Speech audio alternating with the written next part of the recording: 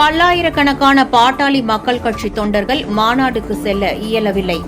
ஆளும் கட்சி திமுக எவ்வளவு சதி செய்தாலும் இந்த மாநாடு வெற்றி பெற்றுவிட்டது.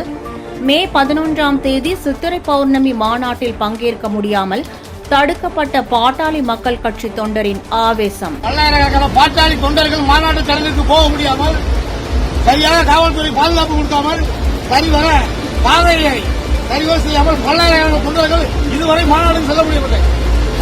இதை வன்மையாக கண்டிக்கிறோம். 6 மணி நேரமாக மாநாட்டு தரங்குக்கு நாங்கள் போக முடியவில்லை. பல்லாயிரக்கணக்கான மக்கள் ஆளுங்கட்சியின் சதி,